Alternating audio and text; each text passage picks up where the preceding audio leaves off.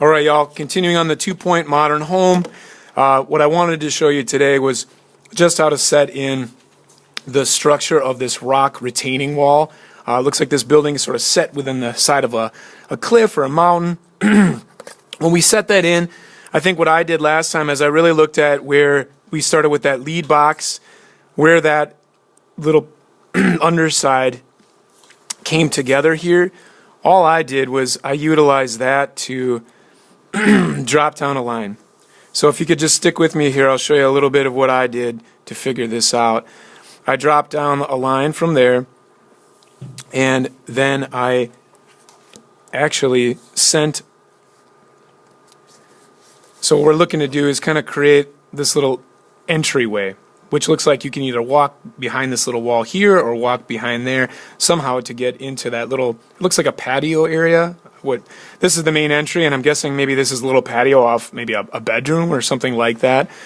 So we can end up with something like this. So I'm just dropping a line down from underneath the underside of our front box, and then what I'm going to do is create sort of that retaining wall as well as that big rock wall and this little other wall, this little foot wall.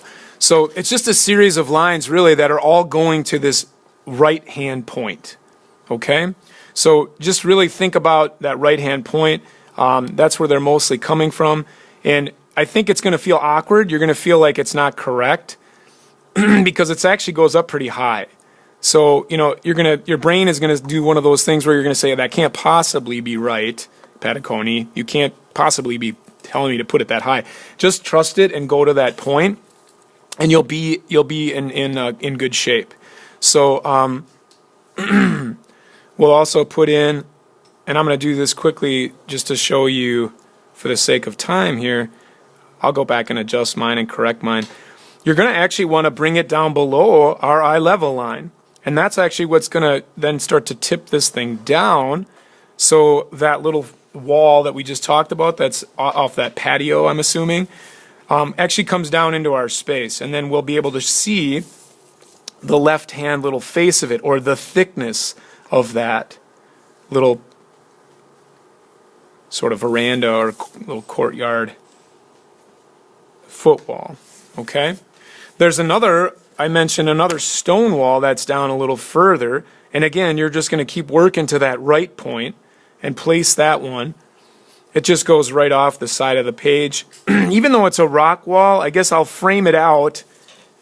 I'll frame it out as a box, and then I just know that'll be a placeholder for where that rock wall is going to occur. So in the picture, the contrast is a little overexposed here. It's hard to see, but this is another rock wall that's coming down. So if I reference back to my drawing, you can see that. So we'll start with it as a box, and then you can come in and just start to modify that to get the profile of that rock eventually and kind of clean this up. So again, it's really important to draw lightly as we're just adjusting some of these spaces. If you look closely, there's actually even a stairwell, it looks like, to access, I'm guessing, maybe the backyard of what limited backyard there is back by these trees.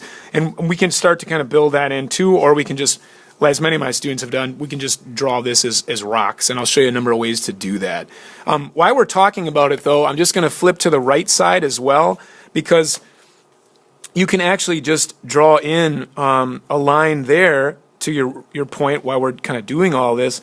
A really light one is kind of a placeholder for where you're going to see the other ledge or the other rocks, that this, almost where the drop off is going to occur. So if you draw a line here, for now, it'll just be kind of a placeholder for where you're probably going to set in that garage. Okay? So for today, really, I think the focus will be, finishing up some of the details on this side. You can place where that rock wall is going to go, and once you've got that, then we can really start to focus on creating some of the understructure underneath here, as well as this piece here.